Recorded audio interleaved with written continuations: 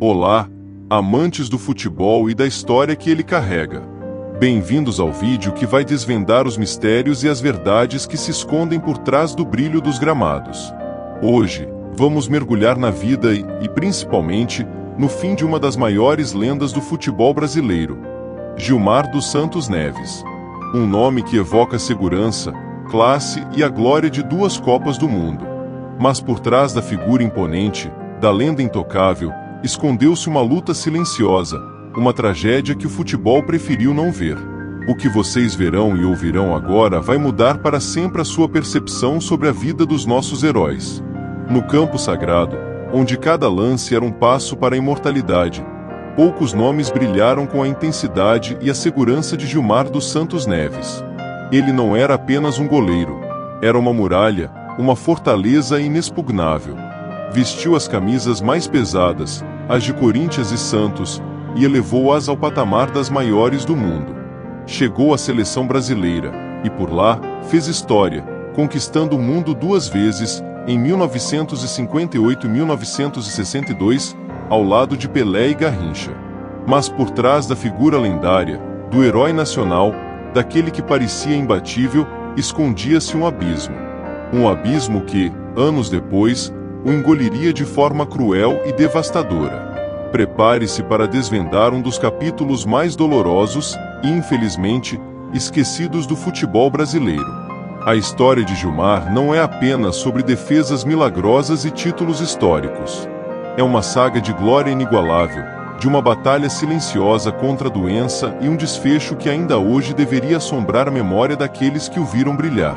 Um final que expõe uma faceta sombria da vida pós-glória, onde a realidade supera a ficção. Mas antes de continuarmos, peço que deixe seu like e se inscreva no canal, para que possa nos ajudar a continuar este trabalho. Gilmar dos Santos Neves era um fenômeno sob as través. Sua técnica impecável, seu posicionamento perfeito e sua calma inabalável o tornaram um protótipo do goleiro moderno. No Corinthians, foi ídolo absoluto, conquistando títulos e a idolatria da fiel. Depois, no Santos, formou a espinha dorsal do maior time de todos os tempos, ao lado de Pelé, conquistando mundiais e Libertadores, tornando-se o goleiro que viu o rei fazer seus gols mais lendários. Ele era segurança em pessoa, um verdadeiro pilar em cada time que defendeu, um líder silencioso que transmitia confiança. Mas, como para tantos outros craques, a vida depois dos gramados se revelou um campo minado. A transição da intensidade dos jogos, dos aplausos frenéticos e da rotina disciplinada para a vida normal, é um desafio brutal para muitos atletas. Para Gilmar, o gigante das luvas, essa transição seria particularmente difícil, marcada por uma fragilidade inesperada e o início de uma batalha invisível, uma doença que se esgueirava sorrateiramente. O brilho dos dias de glória começava a ser ofuscado por uma névoa que pouco a pouco tomava conta. Enquanto outros companheiros de time se tornavam figuras midiáticas, treinadores ou empresários bem-sucedidos, Gilmar preferiu a discrição. Suas aparições públicas se tornaram raras, suas palavras, cada vez mais escassas. As manchetes sobre suas defesas espetaculares foram substituídas por um silêncio perturbador. Onde estava o Gilmar que defendia o gol do Brasil na final de uma Copa do Mundo? Onde estava o bicampeão mundial? Relatos começaram a surgir, sussurrados nos bastidores do futebol, nas rodas de antigos companheiros.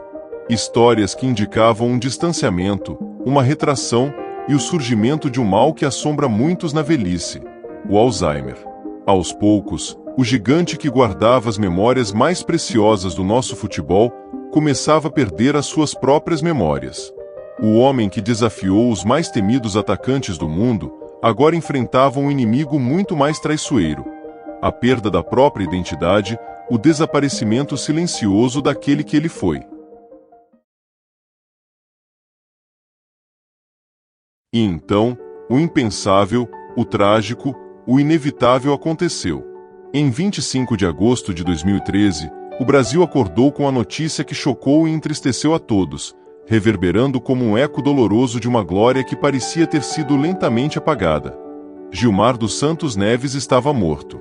A causa oficial foi divulgada: infarto agudo do miocárdio, uma consequência das complicações de uma batalha de uma década contra o Alzheimer. Mas a verdade por trás dessa tragédia, para muitos que acompanharam sua trajetória de perto e de longe, ainda expõe uma face cruel da vida pós-carreira de muitos ídolos. Gilmar foi internado diversas vezes nos anos anteriores, com problemas de saúde que se agravavam, diretamente ligados à progressão da doença degenerativa. Aquele corpo atlético, que um dia foi sinônimo de agilidade e reflexos apurados, já estava fragilizado. O quadro clínico evoluiu de forma avassaladora, e o coração do nosso campeão, que tantas vezes parou ataques adversários, não resistiu. Mas como um atleta daquele porte, que dedicou a vida inteira à saúde e à disciplina, teve um fim tão devastador e isolado? Será que o sistema falhou em cuidar de seus ídolos? Será que a sociedade esqueceu a contribuição desses gigantes? Essas são perguntas que ainda precisam de respostas.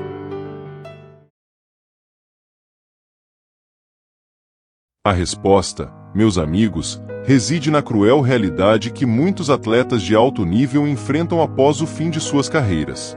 Gilmar, o astro que deslumbrava com sua habilidade, viveu seus últimos anos de forma discreta, quase que isolado, longe dos holofotes e do reconhecimento que tanto merecia. Sua luta contra o Alzheimer, uma doença que rouba a memória e a dignidade, foi travada em silêncio, muitas vezes dependendo da ajuda da família. Sem o suporte adequado das instituições esportivas, sem a visibilidade e o carinho que o futebol lhe proporcionava, o caminho para o declínio físico e mental se tornou uma ladeira escorregadia, sem freio. O infarto que tirou a vida de Gilmar não foi um raio em céu azul, um evento isolado e imprevisível. Não, ele foi, na verdade, a culminância trágica de um processo longo e doloroso de deterioração da saúde, agravado pela doença neurológica. Um processo de negligência, talvez da própria saúde, do cuidado básico, talvez de solidão profunda que corrói a alma e o corpo. De um corpo que, outrora uma máquina perfeita de atleta, não recebia mais a mesma atenção e o suporte necessários. Foi o triste e melancólico fim de uma vida que, apesar de ter sido gloriosa e repleta de triunfos em campo, foi também marcada por desafios invisíveis e batalhas pessoais que o guerreiro, infelizmente, não conseguiu vencer sozinho. A morte de Gilmar dos Santos Neves é mais do que uma triste notícia. É um grito de alerta ensurdecedor. Uma voz que ecoa dos gramados, das arquibancadas e das memórias, para nos lembrar que nossos ídolos, apesar de parecerem super-humanos e intocáveis nas glórias, são feitos de carne e osso. Eles também enfrentam vulnerabilidades, também sentem a dor do esquecimento, as dificuldades financeiras e a solidão da doença. Eles também precisam de apoio, de um olhar atento e de uma rede de segurança quando os holofotes se apagam. Que a história de Gilmar não seja apenas um lamento e uma triste lembrança, mas sim um poderoso lembrete para todos nós. Um lembrete para que olhemos com mais atenção, com mais carinho e com mais empatia para aqueles que nos deram tantas alegrias e tantas emoções.